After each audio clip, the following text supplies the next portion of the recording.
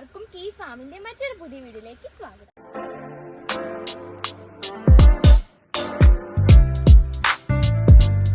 നമ്മൾ ഇന്ന് പരിചയപ്പെടാൻ പോകുന്നത് അവോക്കാഡോയിലെ ലാംബാസ് എന്ന് പറഞ്ഞൊരു വെറൈറ്റിനെ കുറിച്ചാണ്. അപ്പോൾ നമുക്കിന്ന് അതിന്റെ വിശേഷങ്ങൾ കാണാം.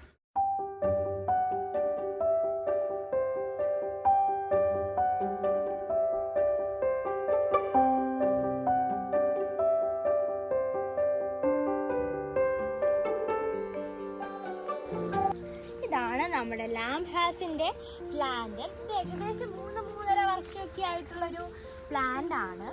പിന്നെ ഇതിപ്പോൾ രണ്ടാമത്തെ തവണയാണ് ഇത് കായ്ക്കുന്നത്.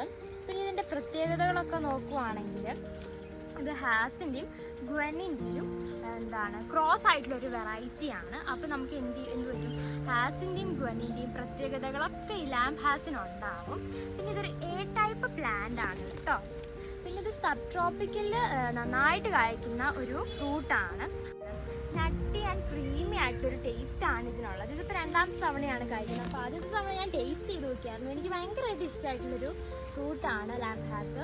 പിന്നെ ഇത് കൊമേഴ്ഷ്യലി വൈബിളായിട്ടുള്ള, കൊമേഴ്ഷ്യലി നന്നായിട്ട് ഉണ്ടാകുന്നൊരു പ്ലാന്റ് കൂടിയാണ്. പിന്നെ നിങ്ങൾക്ക് കാണാം, കണ്ടോ, കൊലകൊലയായിട്ടാണ് ഇത് ഉണ്ടായി നിൽക്കുന്നത്. പിന്നെ ഇതിൻ്റെ സ്കിന്ന് കണ്ടോ, സ്കിന്ന് കറക്റ്റായിട്ട് കാണാം. സ്കിന്ന് പെബ്ലി ആയിട്ടുള്ള സ്കിന്നാണ് ഇതിനുള്ളത്. അതുകൊണ്ട് തന്നെ ഇതിന് ഷെൽഫ് ലൈഫ് കൂടുതലാണ്.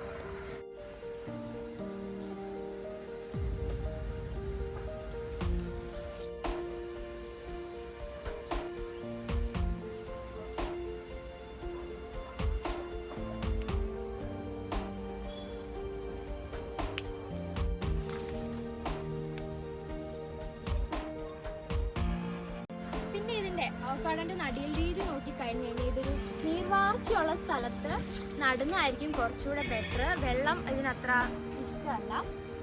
അപ്പം ഇതൊക്കെയാണ് നമ്മുടെ ലാംബാസിൻ്റെ വിശേഷങ്ങൾ. അപ്പോൾ എല്ലാവർക്കും നമ്മുടെ വീഡിയോ ഇഷ്ടമായെന്ന് വിചാരിക്കുന്നു. ഇഷ്ടപ്പെട്ടെങ്കിൽ ലൈക്ക് ചെയ്യുക, ഷെയർ ചെയ്യുക, സബ്സ്ക്രൈബ് ചെയ്യുക.